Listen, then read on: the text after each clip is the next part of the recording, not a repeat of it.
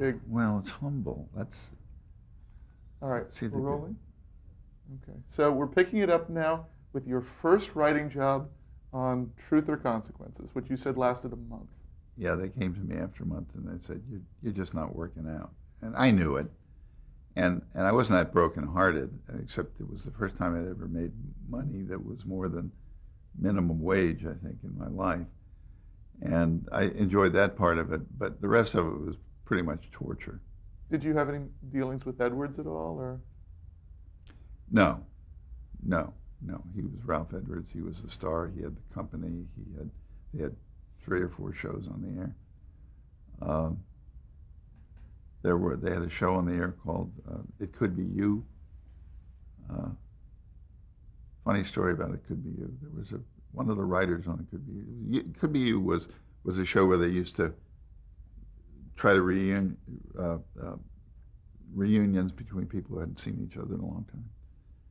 And a mother whose son had been in the Navy for 8 years, or 2 brothers who hadn't seen each other longer than that, and bring them back together. Everybody cry, and one of the writers apparently went to Ralph Edwards and said, "I got a great idea. Let's reunite a boy and his dog. The dog's been missing for a long time, and we'll get the." He said, "There won't be a dry eye in the house." And Ralph said, "It sounds like a good idea." But he said, "One thing: how do we find the dog if they can't find it?" He said, "Well, I've already stolen the dog." And he had taken a dog from this kid and obviously broken the kid's heart and was keeping him in his house, the writer was. And they were going to, well, Ralph, to his credit, fired this guy on the spot. And he became, and I won't mention the name, but he became one of the most famous game show producers of all time. But it goes to show you the mentality. Now you have to tell us. No, I can't have it on. No. It would be on film. I would get sued. No, I won't tell you who. Oh, that's a great story. But I just thought that sort of exemplified the mentality of people who did a lot of those kinds of shows. And to this day. To this day, the ones who are doing the reality shows. Anyway. So you were not long on. Yeah, and I was wondering what I was going to now do for a job when the draft board decided they knew what I was going to do for a job, and I was drafted. I had a very, very bad back. I had hurt my back in high school playing football, and on my way one day to the hospital to have, or clinic, to have my back checked out, and I was in an automobile accident with a friend of mine who was driving, and I was pinned under a car, making my back. I was unconscious for days, but whatever damage had been done by football to the back was exacerbated then by this accident, so I walked funny for a long time, crooked, hurt back. So I get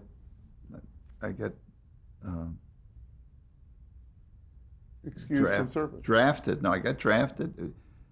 Went down for the pre-induction physical and said, "I've got this back, and here's X-rays," and they look at them and say, "Next," and so I was found.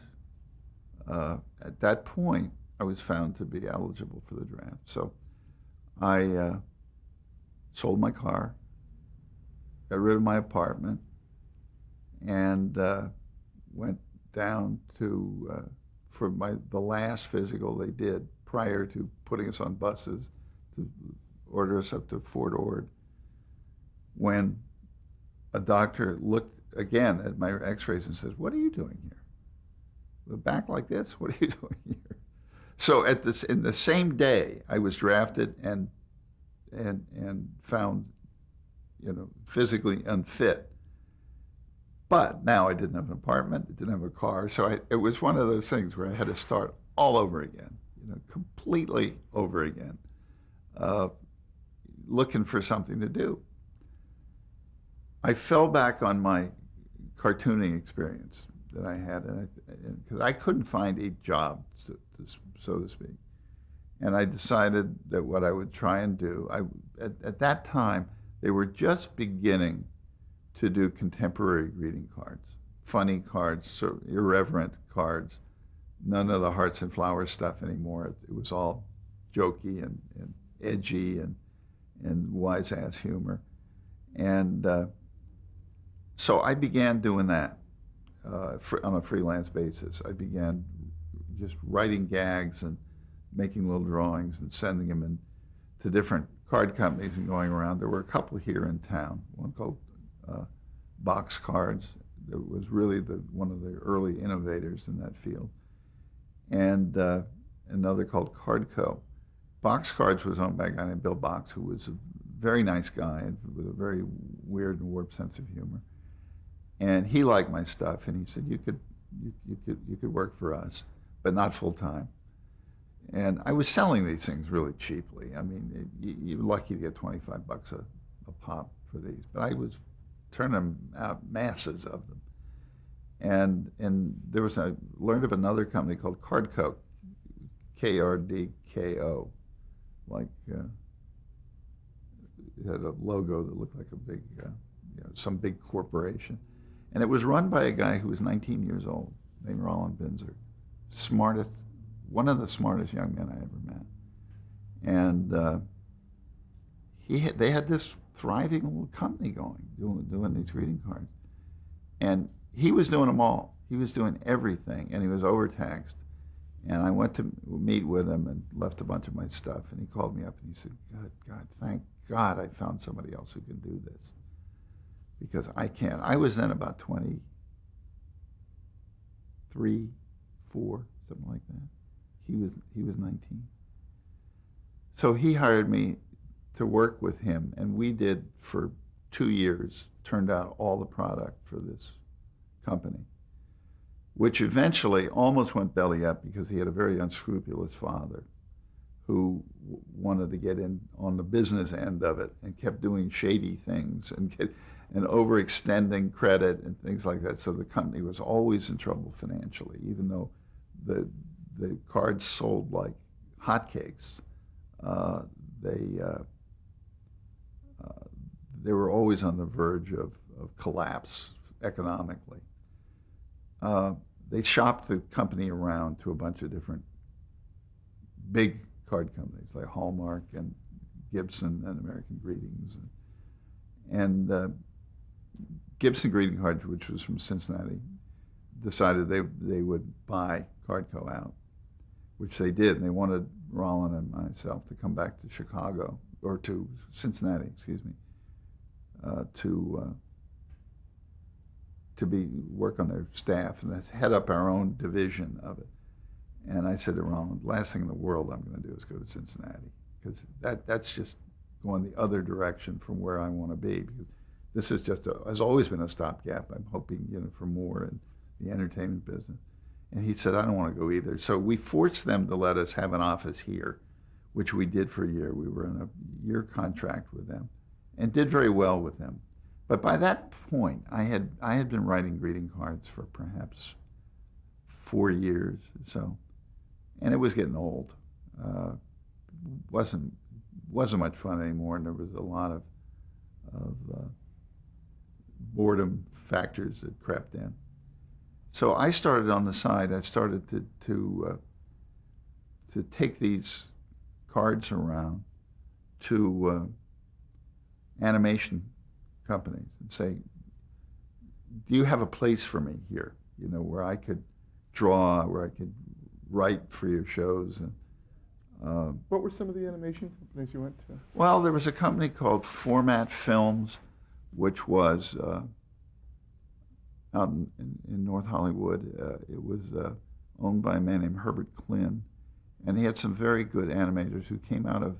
There was a company called UPA, which was the great innovative animation company. A bunch of disgruntled Disney animators started UPA, and it was it was financed by a man named Stephen Basusto, who had absolutely no feeling for it at all, but knew that they had something pretty good going. And they did Mr. Magoo and Gerald McBoing Boing, and there were a bunch Baby Huey. a bunch of things like a lot that kind of stuff, and they won a lot of awards, but a lot of them became disenchanted with UPA because it was the working conditions were hardly any better than they had been at Disney as far as they were concerned, and Basusto didn't really fully appreciate them, so they splintered off into different companies. And one of them was this company called Format, and I did some character design and wrote some television commercial spots for them. And so I had a commercial reel that I could show. And but I was doing all my work at home. One day, late in the afternoon, I turn on the television set, and there's a show on I've never seen. And I think, this is the funniest thing I've ever seen. What is this? It's a cartoon show. It was called Rocky and His Friend. And I thought, this is for kids. I mean, it was on late afternoon, but this is so funny. And they're doing stuff that is really outrageous. We'll talk about the show. Well, Rocky the flying squirrel with his little voice, and Big Bullwinkle, the dumb moose, and all the adventures that they got into. The show was divided into about 4 different sections, and it opened and closed with these little things that are almost like what these are called chapters in the movies of a serialized thing, the adventures of Rocky and Bullwinkle, and these would be stories that would go over 3 or 4 weeks, and they would get in all these kind of misadventures, and they had the nemesis was Boris Badenov and Natasha Fatal, the 2 Potsylvanian spies, Boris and Natasha, and it was just so funny, and it was very satirical, and you knew that the kids weren't getting it, but the characters were funny, they talked funny, and they also had Dudley Do-Right, the world's dumbest Mountie, and his horse who was smarter than he was, and he was in love with a girl named Nell Fenwick, who was the daughter of the Inspector Fenwick, who was the great eminence in the Mounties, and then they did Fractured Fairy Tales, where they would do funny satirical version of old fairy tales, and Aesop's Fables. Aesop's Fables, Mr. Peabody, I remember, and he would tell these crazy fables as if they were Aesop. Just very, very funny stuff. And I thought, and the credits went by so fast, you couldn't see anything at the end of it. And then, but at the end, it would always say J. Ward Productions. And so I picked up the phone book and I looked through, and here it is. It's J. Ward Productions. So I had this huge book full of greeting cards I had written and drawn. I had my reel. And I headed over for Sunset Boulevard and Havenhurst, which is where this company was. I came in without even having called first. I walked in the front door. There was a woman who was the receptionist, sort of a hag of a woman who said, you haven't called first? You want to see Mr. Ward? Are you kidding? Busy man, Mr. Ward. And my stuff is sitting on her desk, and I was talking and trying to make some headway with her when a funny-looking little short, pudgy guy walks in, and he's standing there and he's looking through some mail, and he says, "What's that?" And she says, "Oh, it's this kid. He brought in all this stuff." And he said, "Let me see." Turns it over and starts flipping through this stuff and chuckling at stuff. And I said, "Well, that's nice. Somebody here likes it." And he says to the receptionist, "Get old William in here." Old William was Bill Scott, who was the voice of Bullwinkle and the head writer for the show. And so Bill Scott, this big cheery guy with glasses and this big red face and just grinning all the time, comes in. And it turns out, of course, that the guy who was flipping through my stuff was Jay Ward. And it was just, it was really ticking off the receptionist that she had told me I couldn't see him, but there he was. He was looking at my stuff and liking it. So they took this stuff and he said, "Bill, I want you to look at this stuff." And then they set up a projector and ran my reel and laughed all the way through it. And he says, "So you want a job?" And I said, "Yeah, I really would like a job." He says, "Doing what?" And I said, "I will do anything you want me to do." And he said, "Okay." And he hired me like that. And he said, "We're the Rocky and his friends. We've made a deal for Rocky and his friends to go on NBC primetime." Now, what year is this? Do you recall? I would say this is 1962, something like that. Yeah, just exactly that, I think. But we're changing the name of it to the Bullwinkle Show because I think that's catchier, and so do I. And that was associated with being a kids show, and we're going to go on prime time. Prime time in those days was 7 o'clock. It started at 7. It was before the primetime access rule changed everything, which gave the hour between 7 and 8 back to the local stations. But so they had an extra hour to fill in those days. And the Bullwinkle Show was going to be going on in about 4 months. They were gearing up for it. They were making it fancier, making it looking better. All the animation that was done on Rocky and Its Friends was jobbed out. The original storyboards and the basic director animation was done here, but then it was sent to Mexico, where it was done in different shops in Mexico. And it was so cheap looking, and it barely, you would see that Bullwinkle and Rocky would look different almost from episode to episode because of the different companies that were doing it, and they all had their own little ideas of what these two looked like. So there was no real consistency of design in these characters. But a lot of people who were working at that company were, again, from UPA and Disney, the people who had been disgruntled with them, and so, including a guy named Pete Burness, who won I don't know how many Oscars for Mr. Magoo and Gerald McBoing Boing and things like that. He was a very, very famous older man. He was by then well into his 60s, but still doing this. He'd come to work every day in a coat and tie very courtly, take off his coat, hang it up very carefully, and sit down and then do all these outrageous cartoons. In getting the show on the air, Jay wanted to do a publicity campaign that was going to get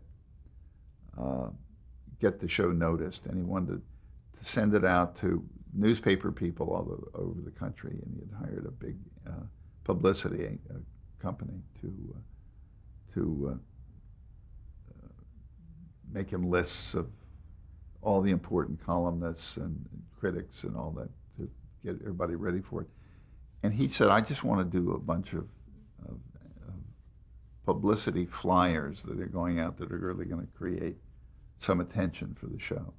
And he said, "I'd like to put you on that first. I'll let you do some of the shows, the Bullwinkle's Corner and things like that, and an occasional shot at a fractured fairy tale and stuff. But right now, I really need you to do this. And so I worked on these crazy flyers and different things that would go out. We made records and well, there were all kinds of contests, What were crazy some of the contests.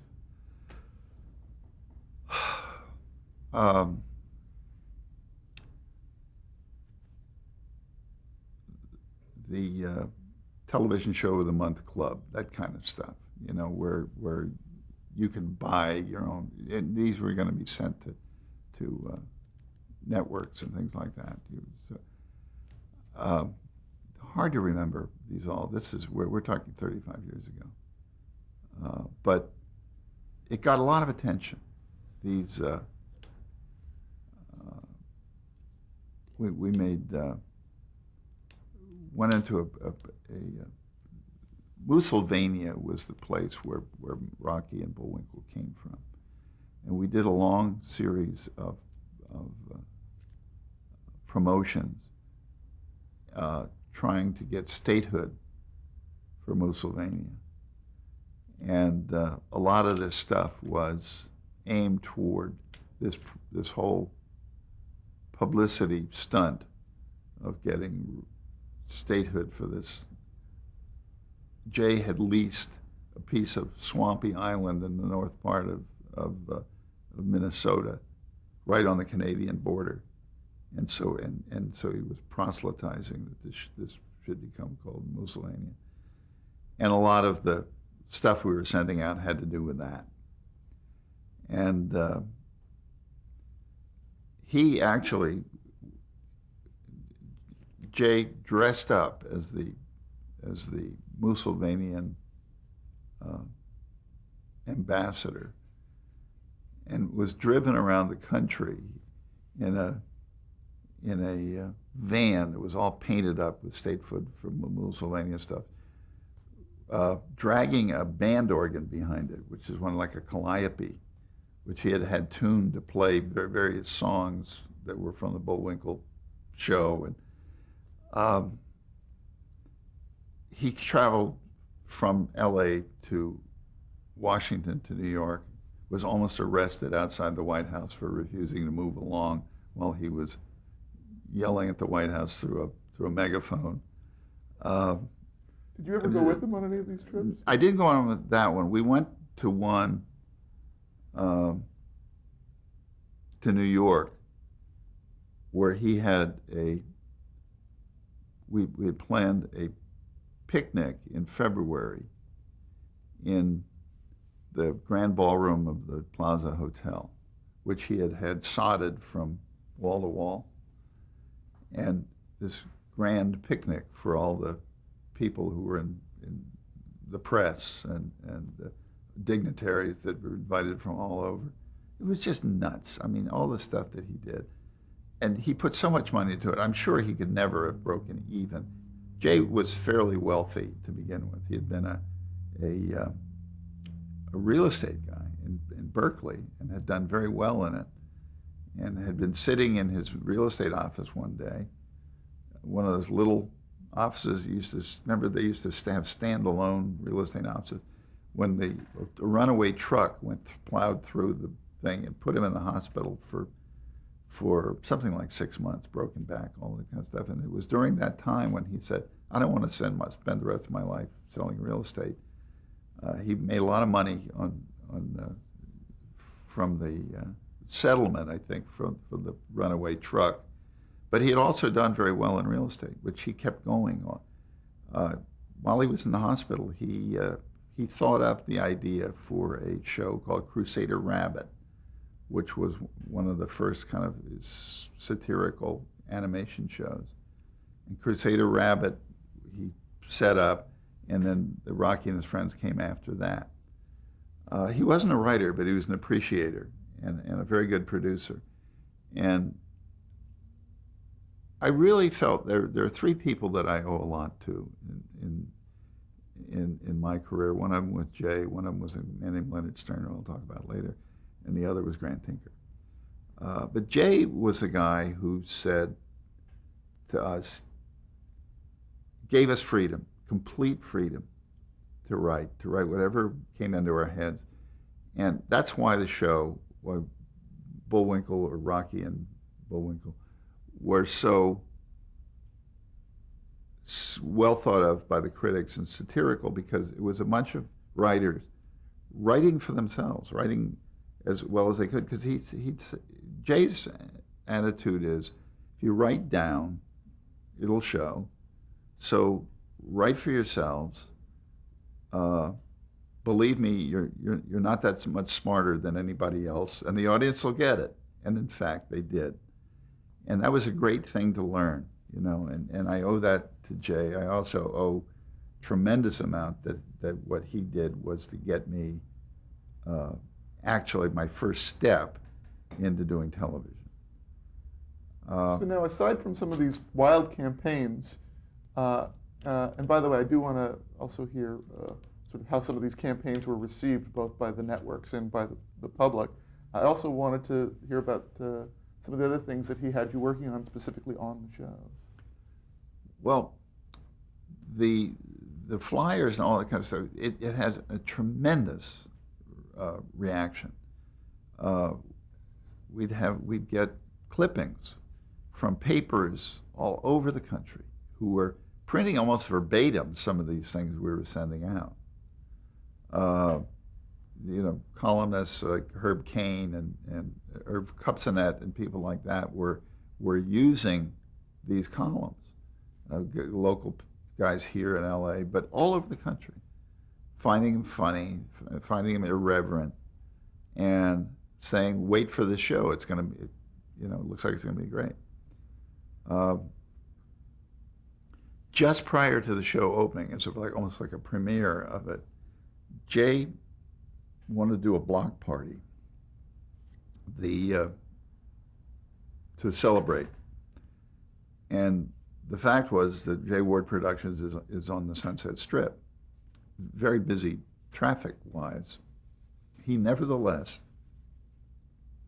went to the West LA sheriffs and got them to agree to shut down 2 blocks of the Sunset Strip for this party that lasted 5 or 6 hours. I don't know how he ever did it, but that place was jammed with people, and every kind of goofy band that he put together, the Bullwinkle Symphony, led by Dennis Farnan, who was one of the great conductors, that he put this together, and they'd play all this stuff out of the shows, out of Fractured Flickers, which was another show that Jay did, taking.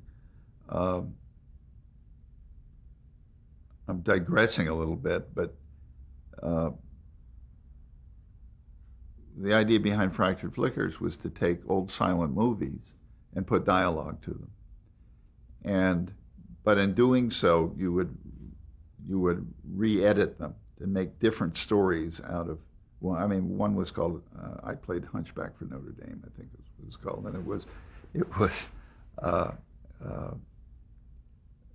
those characters in the Hunchback of Notre Dame, but as if they were as if it were college, you know, and they were just funny as hell. They were. The writer, unfortunately, had to edit the film himself because nobody knew exactly how what was going on in the writer's mind. So an editor couldn't do it, and so he broke every rule. So the writer literally had to physically edit. Literally had to physically take. You go through a 16 millimeter reel of the movie, decide what you wanted, what pieces you thought you could use. I'm sorry, we just have to break real quick.